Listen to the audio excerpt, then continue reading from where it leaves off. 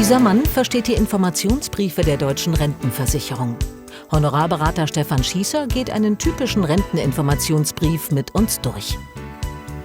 Der weist eine Rentenhöhe von 1.476 € aus. Das ist ein Wert vor Steuern und Abgaben. Da muss man berücksichtigen, dass noch etwa 10% Abzüge für Kranken- und Pflegeversicherungen kommen. Die Steuerbelastung dürfte bei den meisten relativ gering sein, wenn sie keine weiteren Einkünfte haben. Das mag anders aussehen, wenn jemand zusätzliche Einkünfte über Mieteinnahmen oder vielleicht auch eine Betriebsrente hat. Und was bleibt dann am Ende übrig? Wir haben vielleicht einen Wert von 1.250 € netto. Jetzt muss man eigentlich die Inflation berücksichtigen. Das heißt, wenn wir 2% Inflation über einen Zeitraum von 35 Jahren annehmen, dann ist es ungefähr nur noch die Hälfte wert. Kein Grund zur Panik, weil die Rente bleibt auch nicht stehen. Denn sie wird jedes Jahr angepasst. Die Rente ist gekoppelt an eine Bruttolohnentwicklung und dass dieser Mechanismus greift, das sieht man, wenn man auf das Jahr 2023 schaut. Da wird die Rente in Westdeutschland um gut 4% erhöht. Im vergangenen Jahr ist die Rente um gut 5% gestiegen. Die Renteninformation rechnet auch immer ein Beispiel mit 1% Anpassung pro Jahr durch. Dann läge die tatsächliche Rente bei 2.080 €. Und ebenfalls immer dabei ein Beispiel mit 2% Anpassung. In diesem Fall läge die Rente zu Rentenbeginn bei 2.390 €.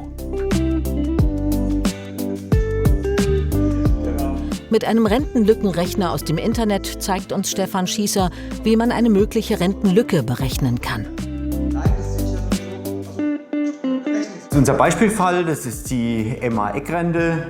Die ist weiblich, Jahrgang 91. Sie geht im Jahr 2058 in Rente und hat entsprechend noch 35 Jahre bis zur Rente.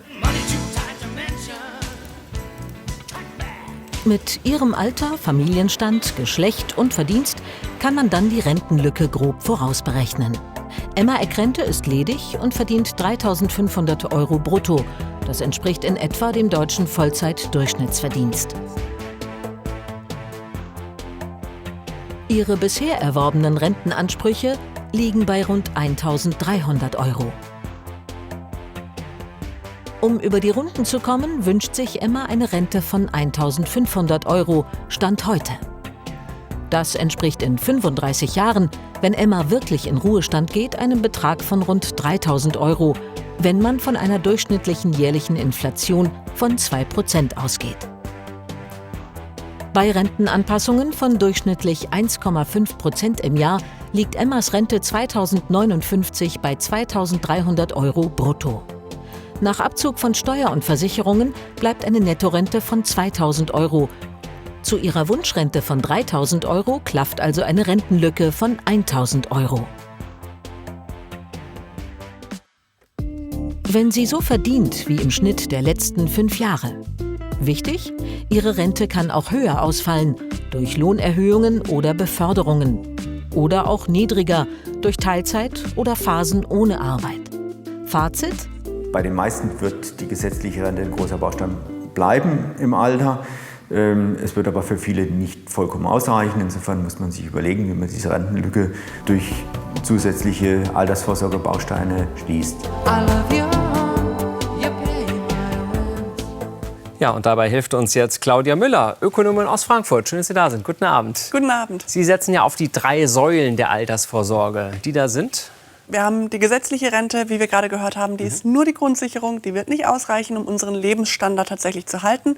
Dazu kommt noch die betriebliche Altersvorsorge, also alles das, was der Arbeitgeber anbietet. Und wir müssen aber auch unbedingt privat vorsorgen. Dazu zählen zum Beispiel Immobilien oder auch Börseninvestitionen. Und das sollten wir auf jeden Fall auch tun. Was ist da so die beste Variante, wenn wir noch, also neben dem Eigenheim oder Immobilien, was an der Börse machen wollen? Genau, also die Börse ist eine in Deutschland deutlich unterschätzte Möglichkeit, wirklich auch Geld anzulegen langfristig. Wenn wir langfristig investieren, breit gestreut, ist es auch relativ risikoarm, was die meisten Leute immer unterschätzen eigentlich. Stichwort ist dabei aber wirklich langfristig und breit gestreut. Das heißt zum Beispiel in so einem wirklich global aufgestellten Aktienfonds, Aktien-ETF, möglichst kostengünstig und dann einfach lange Zeit nicht drum kümmern, abwarten und dann am Ende wieder reinschauen. Gar nicht erst reinschauen zwischendrin, falls doch mal was runtergehen sollte. Genau, abgerechnet wird am Ende. Erst dann gucken wir drauf. Wie ist das? Sie sagen langfristig, aber wenn jetzt einer sagt, kann ich mit 50 noch anfangen zu sparen, würden Sie es dem auch noch raten? Auf jeden Fall. Also langfristig heißt tendenziell länger als 10 Jahre. Und was wir nicht vergessen dürfen, wir gehen vielleicht mit 65, 67 in Rente, aber wir leben dann ja noch weiter.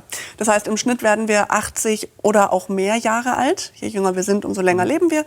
Das heißt, wir haben noch 15 Jahre Rente im Durchschnitt. In der Zeit darf unser Geld ja gerne für uns arbeiten, während wir schon schön irgendwo im Liegestuhl liegen, am Strand und das Leben genießen. Aber auf jeden Fall lohnt sich das auch dann noch, das Geld zu investieren. Weil zwischen 50 und 80, bis dann alles braucht, noch mehr als diese 15 Jahre Zeit sind. Noch mal ganz kurz, im Film kam es schon vor, was wird von dieser Rente nachher eigentlich alles abgezogen? Wir müssen noch die Kranken- und Pflegeversicherung bezahlen und wir müssen sie auch noch versteuern. Das heißt, ab 2040 müssen wir die Rente wirklich zu 100% versteuern. Bis dahin, also momentan zu 83%, wird kontinuierlich jedes Jahr genau. Okay. Und das ist einfach ganz, ganz wichtig, genauso wie die Inflation. Ich meine, in der Hochrechnung wird immer auch gesagt, bei 1%, oder dass die Rente um 1% angepasst wird, um 2%. Aber momentan haben wir eine Inflationsrate von über 5%. Ja. Das heißt, selbst wenn die Rente um 2% steigt, reicht das trotzdem nicht. Das müssen wir einfach wissen. Wie viel brauche ich denn, um den Lebensstandard dann im Ruhestand auch halten zu können? Es wird gesagt, als Faustregel sollten Sie ungefähr 60-70% Ihres letzten Bruttogehaltes haben, um dann in der Rente eben den Lebensstandard halten zu können. Und als Orientierung sagt man, wenn Sie in jungem Alter anfangen zu sparen und zu investieren für später, sollten Sie 15% Ihres Nettogehaltes beiseite legen. Dann wird es im Alter reichen. Okay. Wie sieht es aus mit Kindererziehungszeiten? Werden die irgendwie mit angerechnet? Was muss ich da machen? Ganz wichtiges Thema. Das ist der Grund, weshalb Frauen die deutlich niedrigere Rente haben im Schnitt. Ja, Erziehungszeiten werden angerechnet, müssen Sie bei der Rentenversicherung selber beantragen. Dann kriegen Passiert Sie aber, nicht automatisch? Passiert nicht automatisch. Okay. Man kann aber hervorragend mit denen einfach mal telefonieren und fragen, ob eigentlich alles stimmt. Denn auch Ausbildungszeiten oder Praktika, Jobwechsel, all diese Geschichten, einfach mal kontrollieren, ob da wirklich alles erfasst wurde. Und auch für jedes Kind bekommen Sie 3 Rentenpunkte angerechnet. Die Person, die mehr Elternzeit genommen hat. In den häufigsten Fällen ist das die Frau. Was aber natürlich dagegen gerechnet werden muss, sind die Einbußen, die wir an Rente haben, durch Teilzeit. Das heißt, die Rentenpunkte sind nett, aber natürlich keine wirkliche Entschädigung finanziell betrachtet für eben die Einbußen, die wir haben. Okay. Wie sieht es mit der Pflege von Eltern aus? Auch ganz wichtiger Punkt. Ich kann mir tatsächlich für die Pflege von Angehörigen Rentenpunkte auch anrechnen lassen. Immer abhängig vom Pflegegrad und vom Umfang der Pflege. Aber auch das ist wichtig zu wissen. Auch da einfach mal bei der Rentenversicherung anrufen und individuell beraten lassen. Aber sollte man wissen, gerade wenn ich mich da wirklich eben auch häufig ja aufopfere für meine Angehörigen, das wird honoriert von der Rentenversicherung. Okay. Sehr schön. Vielen Dank für all die Informationen. Wir beherzigen es und nehmen uns mal vor, für irgendeinen Sonntag jetzt im Herbst, um einfach den Rentenbescheid durchzugehen und dann die entsprechenden Maßnahmen zu machen. Dankeschön für Ihren Besuch. Und sehr gerne. Also wir halten noch mal fest, privat für die Rente vorsorgen, daran führt wirklich kein Weg vorbei. Am besten mit Eigenheim oder auch Aktiensparplan. Und als Faustregel merken wir uns, mindestens 15% vom derzeitigen Nettoeinkommen sollten wir dafür zur Seite legen.